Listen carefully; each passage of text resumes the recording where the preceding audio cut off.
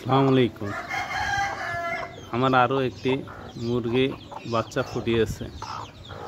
এখানে যে বাচ্চাগুলো দেখতেছেন এর ভিতরে 3টা লেয়ার মুরগির ডিম দিয়েছিলাম, সেখান থেকে 3টা বাচ্চাই ফুটে বাইর হয়েছে। এখানে যে 3টা বাচ্চা দেখছেন এই 3টা লেয়ার মুরগির বাচ্চা, দেশি মুরগি দিয়ে ফুটিয়েছি। আর এখানে যে বাচ্চাগুলো আছে এখানে দেশি মুরগির বাচ্চা আছে, টাইগার মুরগির বাচ্চা, এটা টাইগার মুরগির বাচ্চা, এটা এখানে এটা টাইগার মুরগির বাচ্চা। আরও একটি টাইগার মুরগির বাচ্চা এর ভিতরে আছে, মিক্সড হয়ে যাওয়ার কারণে আমি ও বাচ্চাটা চিনতে পারতেছি না। ঠিক আছে, আমার আগের যে বাচ্চাগুলো ছিল সেই বাচ্চাগুলো মাকে আলাদা করে দিয়েছে। এখন বর্তমানে সবগুলোকে বোর্ডিংয়ে রেখেছে।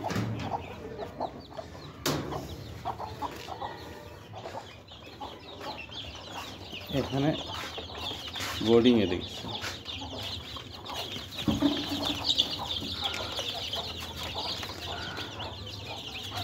বাচ্চাগুলো মোটামুটি সুস্থ আছে। একটু সমস্যা দেখা দিয়েছিল ঠান্ডার জন্য, একটু মেডিসিন দিয়েছে। মোটামুটি আলহামদুলিল্লাহ এখন সবাই সুস্থ।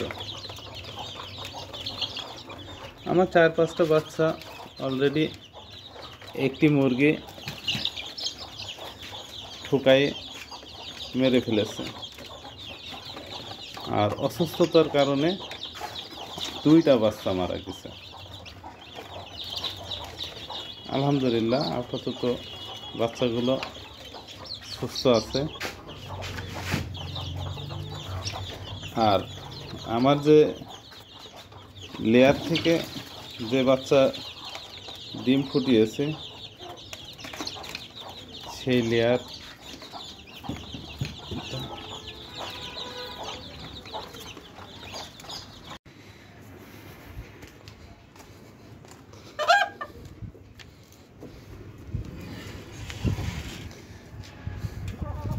আমার এখানে কিছু মুরগি দেখতেছেন, এর মধ্যে একটি লেয়ার মুরগি আছে। এই লেয়ার মুরগির থেকে আমি 3টা ডিম দেশি মুরগির পেটের নিচে দিয়েছিলাম, সেখান থেকে 3টা বাচ্চা পেয়েছে। আর এখানে আমার একটা সুন্দর একটা সাদা মোরগ আছে, আর মুরগি আছে 7টা, টোটাল 8টা মুরগি, টোটাল 8টা। এরা এখানে নিয়মিত ডিম দেয়। আজকে দেখি কতগুলো ডিম দিয়েছে।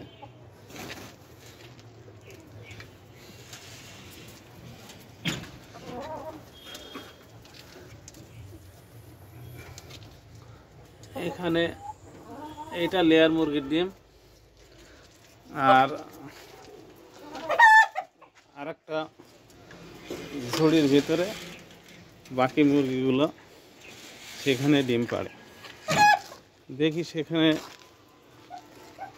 কয়টা ডিম দিয়েছে।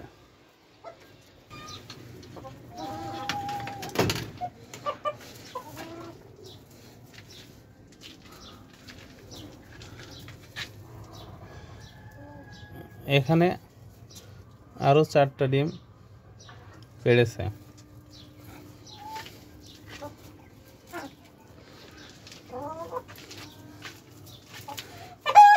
আসলে এটা আমার প্রথমে কবুতরের ঘর ছিল। কবুতর পোষা বাদ দিয়ে দিয়েছি।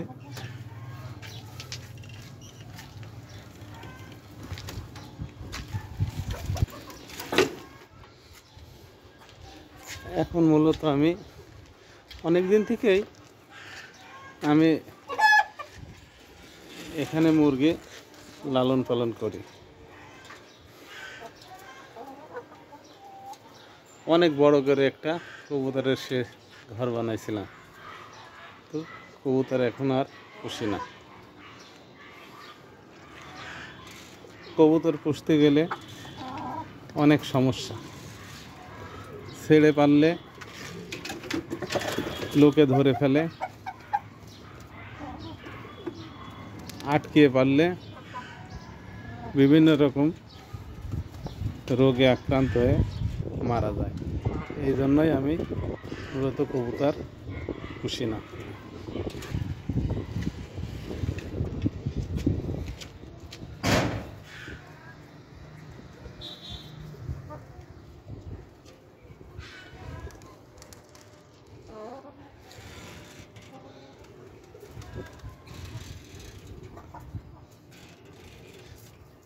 আমি ভিডিওটা এখানেই শেষ করছি।